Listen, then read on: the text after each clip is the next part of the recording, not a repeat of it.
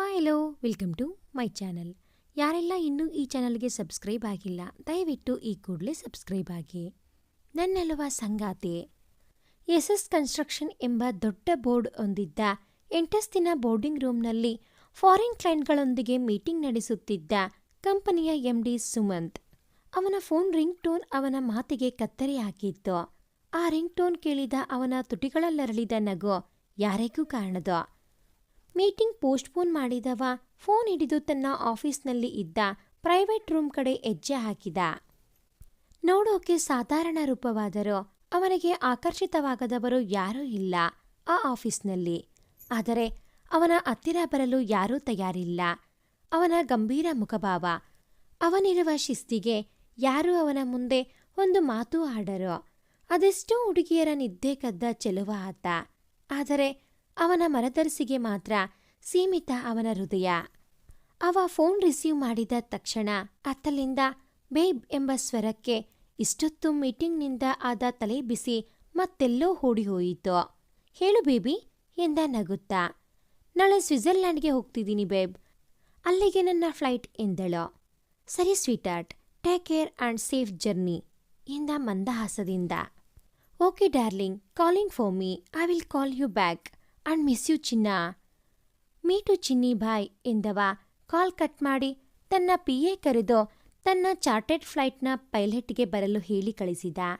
ತನ್ನ ಬಟ್ಟೆಗಳನ್ನು ಬ್ಯಾಗ್ಗೆ ತುಂಬಿಕೊಂಡು ತನ್ನ ಮನೆಗೆ ಕಾಲ್ ಮಾಡಿ ತಾನು ಸ್ವಿಟ್ಜರ್ಲ್ಯಾಂಡ್ಗೆ ಹೋಗುತ್ತಿರುವ ಬಗ್ಗೆ ಹೇಳಿ ತನ್ನ ಒಳಗೆ ಕೊಡಲು ತೆಗೆದುಕೊಂಡ ಹೊಸ ಕಾಲ್ಗೆಜ್ಜೆಯ ಬಾಕ್ಸ್ ಇಟ್ಟುಕೊಂಡ.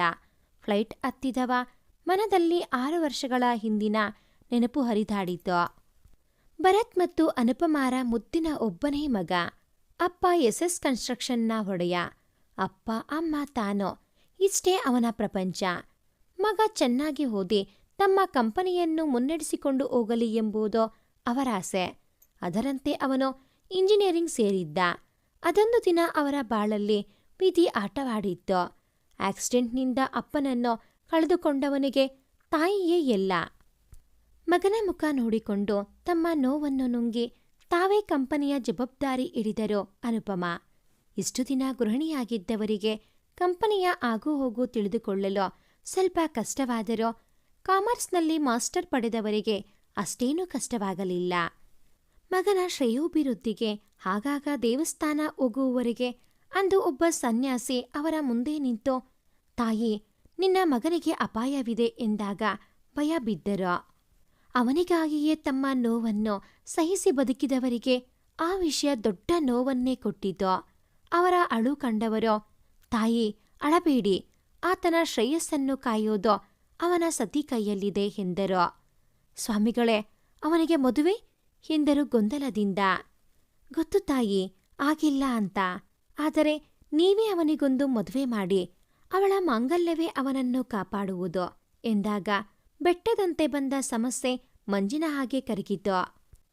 ಇಂಜಿನಿಯರಿಂಗ್ ಪದವಿಯ ಕೊನೆಯ ವರ್ಷದಲ್ಲಿ ವ್ಯಾಸಂಗ ಮಾಡುತ್ತಿರುವ ಚಿಗುರು ಮೀಸೆಯ ಹುಡುಗ ಸುಮಂತ್ ಕಾಲೇಜ್ನಲ್ಲಿ ತನ್ನದೇ ಹವಾ ಮೇಂಟೈನ್ ಮಾಡಿದ್ದವ. ಅವನ ಇಂಟೆಲಿಜೆನ್ಸ್, ಹ್ಯಾಂಡ್ಸಮ್ ಲುಕ್ಗೆ ಫಿದಾ ಆಗದವರಿಲ್ಲ. ಆದರೆ ಅವನು ಮಾತ್ರ ತಾನು ತನ್ನ ಹೋದೋ ಸ್ನೇಹಿತರು ಎಂಬಂತೆ ಇದ್ದನು. ಹೀಗಿರುವಾಗ ಒಮ್ಮಿಂದೊಮ್ಮೆಲೆ ತನ್ನ ತಾಯಿ ಬಂದು ಮದುವೆ ಮಾತು ಹೇಳಿದಾಗ ಉರಿದು ಬಿದ್ದ. ಮಾ, ಏನಾಗಿದೆ ನಿಂಗೆ? ನಂಗೇನು ವಯಸ್ಸಾಗಿದೆಯಾ? ಅಥವಾ ನಾನು ಮದುವೆ ಆಗೋದಿಲ್ಲ, ಸನ್ಯಾಸಿ ಆಗ್ತೀನಿ ಅಂತ ಹಠ ಹಿಡಿದು ಕೂತಿದ್ದೀನಾ? ಹೀಗೆ ತಾನೇ ನನಗೆ 22 ವರ್ಷ, ಇನ್ನೂ ಓದ್ ಮುಗ್ದಿಲ್ಲ, ಲೈಫಲ್ಲಿ ಸೆಟಲ್ ಆಗಿಲ್ಲ. ಅಂಥದ್ರಲ್ಲಿ ಮದುವೆ ಅಂದ್ರೆ? ಇಲ್ಲಮ್ಮ, ನಾನಂತೂ ಇಷ್ಟು ಬೇಗ ಮದುವೆ ಆಗಲ್ಲ. ಕಟ್ಟಿ ತುಂಡು ಮಾಡಿದಂತೆ ಮಾತನಾಡಿದವನಿಗೆ, ಪ್ಲೀಸ್ ಸುಮಂತ್, ಮದುವೆ ಆಗಲ್ಲ ಅಂತ ಮಾತ್ರ ಹೇಳ್ಬೇಡ. ಹಿಂದೆ ಎಷ್ಟು ಬೇಗ ಮದುವೆ ಆಗ್ತಿದ್ರು ಗೊತ್ತಾ? ನಿಂಗೆ ಮದುವೆ ವಯಸ್ಸಲ್ಲ ಅಂತ ಗೊತ್ತು. ಆದರೂ ಪ್ಲೀಸ್, ನೀನೀಗ ಮದುವೆ ಆಗೋದಿಲ್ಲ ಅನ್ನೋ ಆಗಿಲ್ಲ. ಅವರು ತಾವೂ ಕಮ್ಮಿ ಇಲ್ಲ ಅಂತ ವಾದಿಸಿದಾಗ ಸಿಟ್ಟಾಗಿ ರೂಮ್ ಸೇರಿದ. 2 ದಿನ ತನ್ನ ತಾಯಿಯೊಂದಿಗೆ ಮಾತು ಬಿಟ್ಟವನಿಗೆ 3ನೇ ದಿನ ಕಾಲೇಜಿನಲ್ಲಿರುವಾಗ ಹಾಸ್ಪಿಟಲ್ನಿಂದ ಫೋನ್ ಬಂದಿತ್ತು. ಗಾಬರಿಯಿಂದ ಹೋದವನಿಗೆ ತನ್ನ ತಾಯಿಯನ್ನು ನೋಡಿ ನೋವಾಗಿತ್ತು. ಅಪ್ಪನ ನೆನಪು ಬಂದರೂ ಅದನ್ನು ಮೀರಿಸುವಷ್ಟು ಪ್ರೀತಿ ತೋರಿದ ತಾಯಿ ಬೆಡ್ ಮೇಲೆ ಮಲಗಿರುವುದು ಕಂಡವನಿಗೆ ನೋವಾಯಿತು. ಅದೆಷ್ಟೇ ಕೇಳಿಕೊಂಡರೂ ಒಪ್ಪದಿದ್ದಾಗ ಉಪವಾಸ ಮಾಡಿ ಹಾಸ್ಪಿಟಲ್ ಸೇರಿದ್ದರು.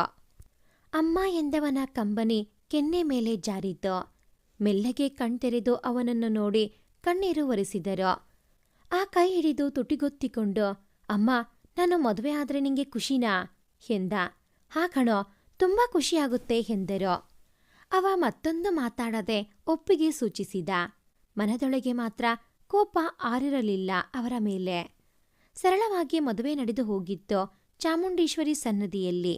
ಹುಡುಗಿಯ ಮುಖವನ್ನೂ ಸಹ ನೋಡದೆ ತಾಳಿ ಕಟ್ಟಿದ.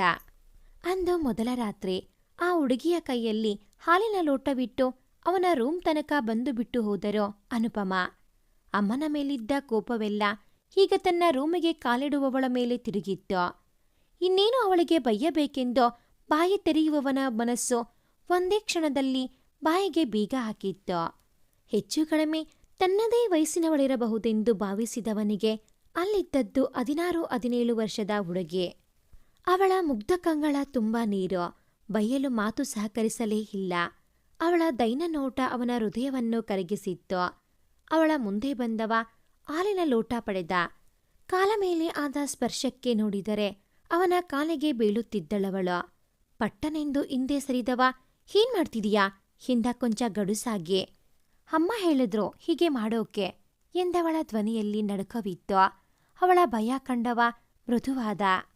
ಅವಳ ಅಂಜಿಕೆ ದೂರ ಮಾಡಲು ಅವಳ ಹೆಗಲು ಬಳಸಿ ತನ್ನೊಂದಿಗೆ ಮಂಚದ ಮೇಲೆ ಕೂರಿಸಿಕೊಂಡ. ನಿನ್ನ ಹೆಸರೇನು ಎಂದು ಮೃದುವಾಗಿ ಕೇಳಿದಾಗ ಆ ಹುಡುಗಿಯು ಸ್ವಲ್ಪ ತನ್ನ ಭಯವನ್ನು ದೂರವಿಟ್ಟು ಮಾತಿಗಿಳಿಯಿತು. ಸಂಗವಿ ಎಂದಳು ಮೆಲ್ಲಗೆ. Nice name. ಸರಿ, ನೀನು ಮಲಗು, ಮುಂಜಾನೆ ಮಾತಾಡುವ ಎಂದು ಎದ್ದವನ ಕೈ ಹಿಡಿದಳು. ಯಾಕೆಂದು ಕಣ್ಣಲ್ಲೇ ಕೇಳಿದರೆ, ನಂಗೆ ಒಬ್ಳೇ ಮಲಗೋಕೆ ಭಯ. ಕಣ್ತುಂಬಿ ಹೇಳಿದ ರೀತಿಗೆ ಹುಡುಗ ಮತ್ತಷ್ಟು ಕರಗಿ ಹೋದ. ಸರಿ ಮಲ್ಗೋ, ನಾನು ಇಲ್ಲೇ ಇರ್ತೀನಿ. ನಿಜವಾಗ್ಲೂ ಇಲ್ಲೇ ಇರ್ತೀರಾ ಅಲ್ವಾ ಎಂದು ಅನುಮಾನದಿಂದ ಕೇಳಿದಾಗ ತಾನೂ ಪಕ್ಕದಲ್ಲಿ ಮಲಗಿ ಅವಳ ತಲೆ ಸವರಿದ. ಹುಡುಗಿ ಅವನ ಕೈಯನ್ನು ಗಟ್ಟಿಯಾಗಿ ಹಿಡಿದು ನಿದ್ದೆ ಹೋಯಿತು. ನಿದ್ದೆಯಲ್ಲೂ ಏನೇನೋ ಕನವರಿಸುವ, ಬೆಚ್ಚಿ ಬೀಳುವ ಹುಡುಗಿಯನ್ನು ಕಂಡಾಗ ಬೇರೆ ಏನೋ ಸಂಶಯ ಅವನಲ್ಲಿ ಸುಳಿದಾಡಿತು. ಅವಳನ್ನು ತನ್ನ ಸನಿಹ ಕೆಳೆದುಕೊಂಡು ಇದೇ ಗೂಡಿನ ಆಸರೆ ನೀಡಿದ. ಒಂದು ಸುಂದರ ರಾತ್ರಿ ಅವರ ಪಾಲಿಗೆ ಹೊಲಿದಿತ್ತು. ಮುಂಜಾನೆ ತನ್ನಮ್ಮನಲ್ಲಿ ಕೇಳಿದಾಗ ಅವಳು ತಾಯಿ ಇಲ್ಲದೆ ಮಲತಾಯಿ ಆಶ್ರಯದಲ್ಲಿ ಬೆಳೆದವಳು. ಒಂದು ದಿನವೂ ಅವಳು ನೆಮ್ಮದಿಯಿಂದ ನಿದ್ದೆ ಮಾಡಿಲ್ಲ. ಬರೀ ಹಿಂಸೆ ಮತ್ತು ಚುಚ್ಚು ಮಾತುಗಳನ್ನು ಕೇಳಿದವಳು. ಒಂದು ದಿನ ತನಗೆ ದೇವಸ್ಥಾನದ ಆವರಣದಲ್ಲಿ ತಲೆ ತಿರುಗಿ ಬಿದ್ದಾಗ ಸಹಾಯ ಮಾಡಿದವಳ ಬಗ್ಗೆ ವಿಚಾರಿಸಿದಾಗ ತಿಳಿದ ಸತ್ಯ, ಅವಳು ತನ್ನ ಚಿಕ್ಕಮ್ಮನ ಕಾಟವನ್ನು ಸಹಿಸಿಕೊಂಡು ಬಂದವಳು ಎಂದು. ಅರ್ಚಕರು ಅವಳ ಗುಣಗಳ ಬಗ್ಗೆ ತಿಳಿಸಿದಾಗ ಅವಳೇ ನಮ್ಮ ಮನೆ ಸೊಸೆ ಎಂದು ನಿರ್ಧರಿಸಿದೆ. ಅವಳ ಮಲತಾಯಿ ದುಡ್ಡಿಗಾಗಿ ಅವಳನ್ನು ಮಾರಲು ಹೊರಟಿದ್ದರು. ಅದು ತಿಳಿದ ತಕ್ಷಣ ತಡೆಯಲು ಬೇರೆ ದಾರಿ ಇಲ್ಲದೆ ನಿನ್ನ ಒತ್ತಾಯ ಮಾಡಿ ಮದುವೆ ಮಾಡಿಸಿದ್ದು. ಇಲ್ಲ ಅಂದಿದ್ರೆ ಇನ್ನೂ ತಡವಾಗಿ ನಮ್ಮನೆ ಸೊಸೆಯಾಗಿ ಅವಳನ್ನು ಕರೆತರುತ್ತಿದ್ದೆ ಎಂದು ಅರ್ಧ ಸತ್ಯ ಅರ್ಧ ಮಿಥ್ಯ ಹೇಳಿ ಅವನ ಬಾಯಿ ಮುಚ್ಚಿಸಿದರು. ತಿಂಡಿ ತಿಂದು ಅವಳನ್ನು ಹೊರ ಕರೆದುಕೊಂಡು ಹೋದ ಅಮ್ಮನ ಅಣತಿಯಂತೆ. ಪಾರ್ಕ್ನಲ್ಲಿ ಕುಳಿತರು ಸ್ವಲ್ಪ ಹೊತ್ತು. ಅಂದೇ ಅವಳ ಬಗ್ಗೆ ತಿಳಿಯಲು ಅವಳೊಂದಿಗೆ ಕುಳಿತು ಅವಳ ವಿಷಯ ಕೇಳಿದ. ಏನೋದಿದ್ದೀಯಾ ಸಂಗವಿ? PUC ಸೈನ್ಸ್ ಓದಿದ್ದೀನಿ. ಮುಂದೆ ಓದೋ ಆಸೆ ಇದೆಯಾ? ಇಲ್ಲ. ಮತ್ತೆ ಓದೋ ಆಸೆ ಇಲ್ವಾ ನಿಂಗೆ? ಓದೋಕೆ ಇಷ್ಟ ಇಲ್ಲ.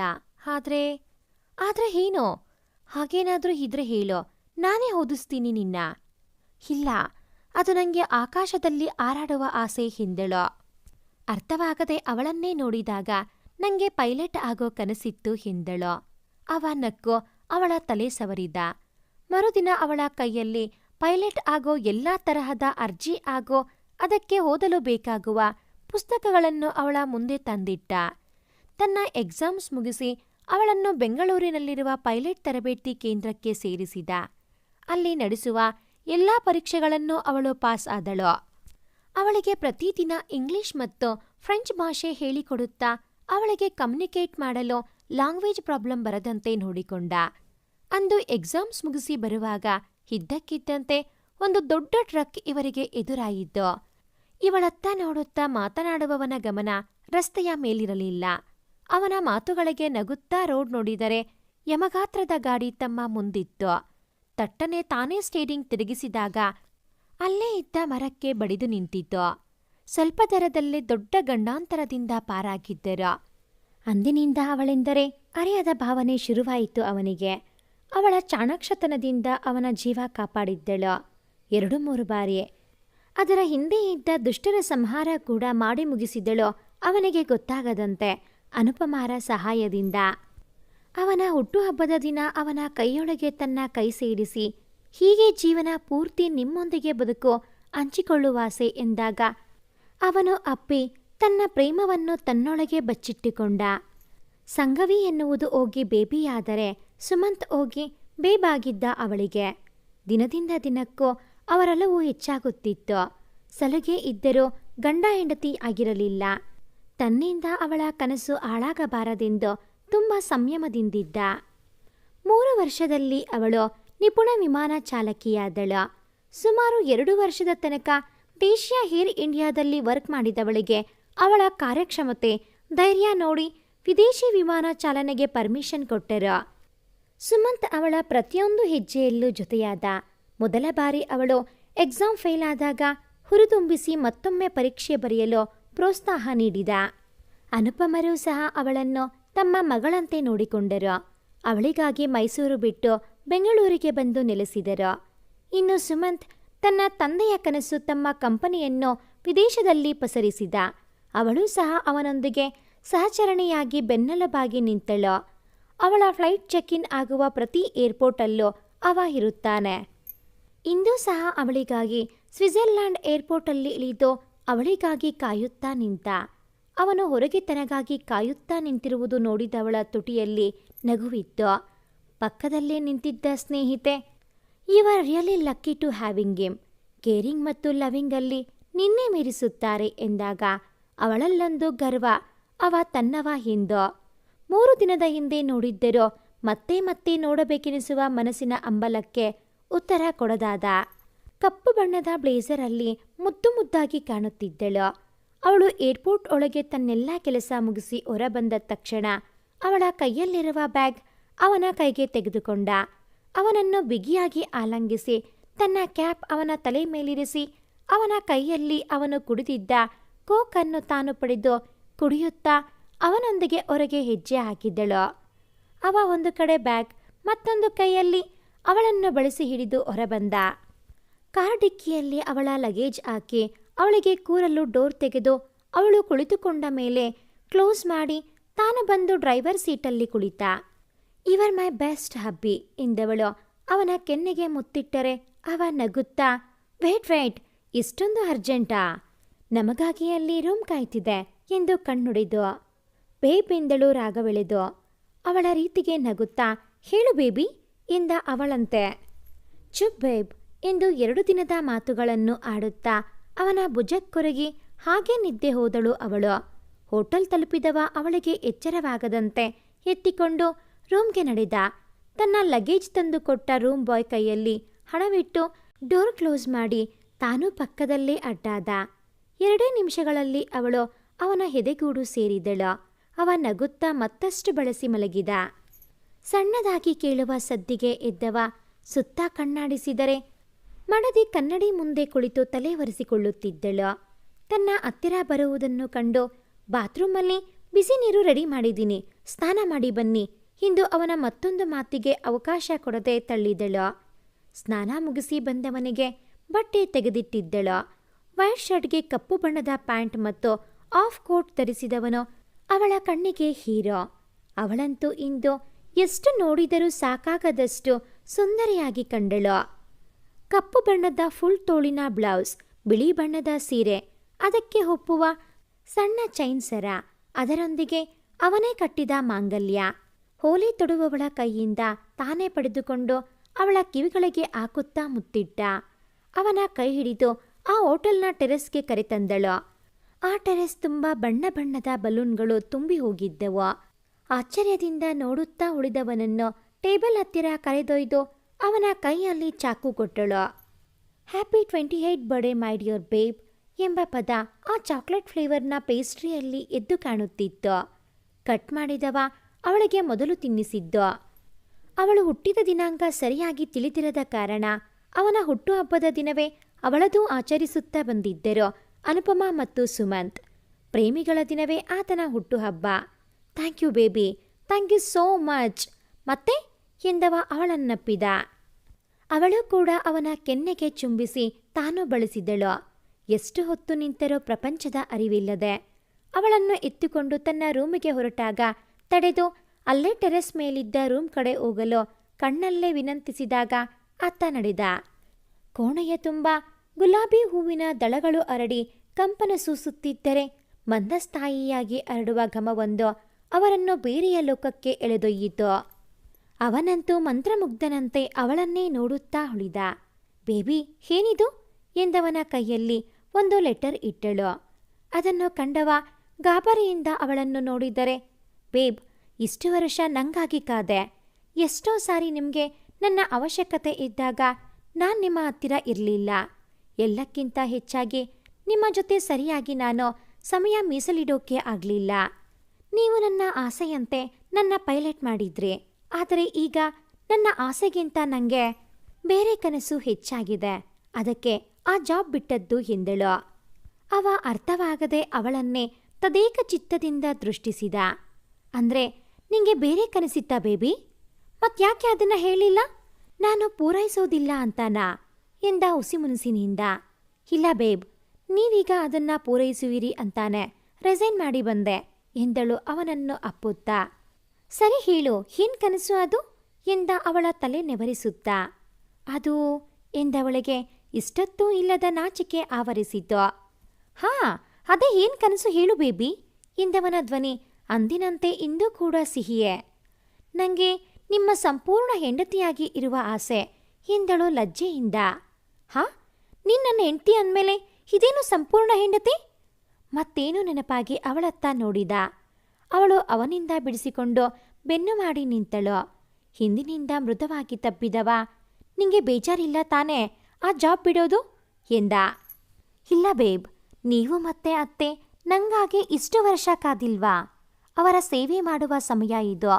ಜೊತೆಗೆ ನಿಮ್ಮ ಅರ್ಧಾಂಗಿಯಾಗಿ ನಿಮ್ಮ ಸನಿಹ ಇರೋ ಆಕಾಂಕ್ಷೆ ನನ್ನದು ಎಂದಳು ನಿಧಾನವಾಗಿ. ಆಗಂದವಳನ್ನು ತನ್ನ ತೋಳುಗಳಿಗೆ ತೆಗೆದುಕೊಂಡವ ಅವಳು ತಮ್ಮಿಬ್ಬರಿಗಾಗಿ ರೆಡಿ ಮಾಡಿಸಿದ ಮಂಚದ ಹತ್ತಿರ ಸಾಗಿದ. ಅವಳನ್ನು ಕೂರಿಸಿ ತಾನು ತಂದ ಬಾಕ್ಸ್ ಅವಳ ಮುಂದೆ ಹಿಡಿದ. ಏನಿದು ಬೇಬ್ ಎಂದಳು ಅಚ್ಚರಿಯಿಂದ ಕಣ್ಣರಳಿಸಿಯೇ. ನನ್ನೊಲವ ಸಂಗಾತಿಗೆ ನಿನ್ನ ಜೀವನ ಸಂಗಾತಿಯಿಂದ ಪುಟ್ಟ ಹುಡುಗರೆ ಎಂದವ ಅವಳ ಕಾಲನ್ನು ತನ್ನ ಮಂಡಿಯ ಮೇಲಿರಿಸಿ ಕಾಲ್ಗೆಜ್ಜೆ ತೊಡಿಸಿ ಕಾಲಿಗೆ ಚುಂಬಿಸಿದ. ಅವನ ಸಡನ್ ರಿಯಾಕ್ಷನ್ಗೆ ಅವಳದೆ ಜಲ್ಲೆಂದಿತು. ಅವಳಣೆಗೆ ತುಟಿಯೊತ್ತಿ ಅವಳನ್ನೇ ನೋಡಿದ. ಕಣ್ತೆರೆದು ಅವನನ್ನೇ ಕಂಡಾಗ ನಿನ್ನ ಕಣ್ತುಂಬ ತುಂಬಿಕೊಳ್ಳುವ ಆಸೆ ಎಂದವ ಅವಳ ನಯನಗಳಲ್ಲಿ ತನ್ನ ದೃಷ್ಟಿ ಬೆರೆಸಿದ. ಅಂದು ನಾ ನೋಡಿದ ನಿನ್ನ ಕಂಗಳಲ್ಲಿ ಮುಗ್ಧತೆ ಇತ್ತು. ಆದರೆ ಈಗ ಅದೇ ಕಂಗಳಲ್ಲಿ ಮುಗ್ಧತೆಯೊಂದಿಗೆ ರಾಶಿ ಕನಸಿದೆ. ಆ ಕನಸಲ್ಲಿ ನಾನಿದ್ದೀನಿ. ಅದೇ ಕನಸು ನನ್ನ ನಿನ್ನ ಹತ್ತಿರ ಸೆಳೆಯುತ್ತಿದೆ ಎಂದವ ಆ ಅಕ್ಷಿಪಟಲಗಳ ಮೇಲೆ ಅದರ ಮುದ್ರೆ ಹೊತ್ತಿದ. ಒಬ್ಬರಿಗೊಬ್ಬರು ತಮ್ಮ ತಮ್ಮ ಕನಸಿಗಾಗಿ ದೂರವಿಟ್ಟಿದ್ದ ವಿರಹವನ್ನು ಅಂದಿನ ರಾತ್ರಿಯಲ್ಲಿ ಕರಗಿಸುತ್ತಿದ್ದರು. ಬಂಗಾರದ ಪುತ್ಥಳಿಯಂತೆ ಒಳೆಯುವ ತನ್ನ ಗೊಂಬೆಯನ್ನು ಅವಳು ಬಯಸಿದಂತೆ ತನ್ನವಳನ್ನಾಗಿ ಮಾಡಿಕೊಂಡ. ಅವನ ಅಷ್ಟೂ ಪ್ರೇಮವನ್ನು ಅವಳಿಗೆ ಅವನು ಧಾರೆ ಎರೆದರೆ ತನ್ನನ್ನೇ ಅವನಿಗರ್ಪಿಸಿ ನಿಶ್ಚಿಂತೆಯಿಂದ ಅವನೆದೆಗೂಡು ಸೇರಿದಳು. ಬೆಳಗ್ಗೆ ಎದ್ದವ ಅವಳಿಗಾಗಿ ಸುತ್ತ ಹುಡುಕಿದರೆ ಮಂಡಿಗಿಂತ ಕೊಂಚ ಕೆಳಗಿರುವ ಮೆರೂನ್ ಕಲರ್ ಫ್ರಾಕ್ನ ಹಾಕಿಕೊಂಡು ಕನ್ನಡಿ ಮುಂದೆ ತಯಾರಾಗುತ್ತಿದ್ದಳು. ಬೇಬಿ ಎಂದವನ ಸ್ವರ ಮತ್ತೇರಿಸುವ ಆಗಿತ್ತು. ಹಿಂದಿನಿಂದ ಅಪ್ಪಿ ಅವಳ ಕೊರಳಲ್ಲಿ ಮುಖ ಒದಗಿಸಿ ಮುತ್ತಿಟ್ಟ. ಅವನಿಗೆ ತಾನು ಸೋಲುವುದು ಖಚಿತವಾದಾಗ ಅವನಿಂದ ಜಾಣತನದಿಂದ ತಪ್ಪಿಸಿಕೊಂಡು, ಬೇಬ್ ಬೇಗ ತಯಾರಾಗೋ, ಸುತ್ತಾಡೋಕೆ ಹೋಗೋದಿದೆ, ತಿಂಡಿ ತಿಂದು ಹೋಗುವ ಎಂದವಳು ಅವನ ನೋಟ ಎದುರಿಸಲಾಗದೆ ಬಾಲ್ಕನಿಗೆ ಓಡಿದಳು. ದಿನನಿತ್ಯದ ಕಾರ್ಯಗಳನ್ನು ಮುಗಿಸಿ ಟೀ ಶರ್ಟ್ ಮತ್ತು ಜೀನ್ಸ್ ಪ್ಯಾಂಟ್ ತೊಟ್ಟು ಬಾಲ್ಕನಿ ಕಡೆ ಸಾಗಿದ. You are looking gorgeous in this dress but not 19 ಎಂದವನ ಬಾಯಿ ಮುಚ್ಚಿಸಿ ಬೆರಳಿಟ್ಟು ಸುಮ್ಮನಿರಿಸಿದಳು. ಹಾಗೆ ಅವಳನ್ನು ಎಳೆದುಕೊಂಡವ ತನಗೆ ಸಾಕೆನ್ನುವಷ್ಟು ಮುದ್ದಿಸಿ ಕೈಬಿಟ್ಟ. ಅವನ ಕೈ ಹಿಡಿದು ಸಂಜೆಯವರೆಗೂ ಸ್ವಿಟ್ಜರ್ಲ್ಯಾಂಡ್ ಸುತ್ತಿದ್ದಳು ಪುಟ್ಟ ಹುಡುಗಿಯಂತೆ. ಅವನೂ ಅಷ್ಟೇ ಪ್ರತಿ ಸಲ ಅವಳ ಫ್ಲೈಟ್ ಇಂಟರ್ನ್ಯಾಷನಲ್ ಲ್ಯಾಂಡಿಂಗ್ ಆದ ತಕ್ಷಣ ತನ್ನೆಲ್ಲ ಕೆಲಸ ಬದಿಗೊತ್ತಿ ಬರುತ್ತಿದ್ದವ ಅವಳಿಗಿರುವ 2-3 ದಿನದ ರಜೆಯಲ್ಲಿ ಇಡೀ ಟೌನ್ ಸುತ್ತಿಸುತ್ತಿದ್ದ. ಅವಳು ಇಷ್ಟಪಟ್ಟದ್ದೆಲ್ಲ ಅವಳ ಮಡಿಲಲ್ಲಿ ನಗುತ್ತಿರುತ್ತಿತ್ತು. ಕಾರಣ ಅವಳಿಷ್ಟವೇ ಅವನಲ್ವಾ. ಇಂದೂ ಸಹ 1 ವಾರದ ಕಾಲ ಅಲ್ಲಿಯೇ ಇದ್ದು ಅವಳು ಆಸೆಪಟ್ಟ ಹಾಗೆ ಇಡೀ ಸ್ವಿಟ್ಜರ್ಲ್ಯಾಂಡ್ ತೋರಿಸಿದ ಅವಳ ಕೈ ಹಿಡಿದು. ಮುಂಜಾನೆ ಸುತ್ತೋದು, ರಾತ್ರಿಯಾದರೆ ಆಕಾಶ ನೋಡುತ್ತಾ ತನ್ನವನ ತೋಳಿಗುರುಗಿ ಪ್ರಪಂಚ ಮರೆಯುವುದು. ಅವಳು ಅಂಬರ ನೋಡುವಷ್ಟು ಹೊತ್ತು ಅವ ನೋಡುವುದು ಅವಳನ್ನೇ. ಕೇಳಿದರೆ ನನ್ನ ಮೆನುಗುವ ನಕ್ಷತ್ರ ನನ್ನ ಬಳಿಯಲ್ಲೇ ಇರುವುದಾದರೆ ಮತ್ತೆಲ್ಲೂ ನೋಡಿ ಸಮಯ ವ್ಯರ್ಥ ಮಾಡಲಾರೆ ಎಂಬ ಮಾತು. ಪ್ರೀತಿಯೇ ಇಲ್ಲದೆ ಬೆಳೆದವಳಿಗೆ ತಾಯಿಯಂತೆ ಪ್ರೀತಿಸುವ ಅತ್ತೆ, ಅಪ್ಪನಂತೆ ಕಾಳಜಿ ತೋರುವ ಗಂಡ ಅವಳ ಬಾಳಲ್ಲಿ ಬಂದರು. ಪ್ರೀತಿ ಮರೀಚಿಕೆ ಎಂದು ಬದುಕುವವಳ ಬದುಕಲ್ಲಿ ಹೊಲವು ಹಸರಿನ ಹಾಗೆ ಕಂಗೊಳಿಸುವ ನಿಸರ್ಗವಾಯಿತು. ಈ ಒಂದು ಕತೆ ನಿಮಗೆ ಇಷ್ಟ ಆಗಿದ್ದಲ್ಲಿ ಪ್ಲೀಸ್ ಲೈಕ್ ಮಾಡಿ, ಶೇರ್ ಮಾಡಿ, ಹಾಗೆಯೇ ಸಬ್ಸ್ಕ್ರೈಬ್ ಆಗೋದನ್ನು ಮರಿಬೇಡಿ. Thanks for watching this video.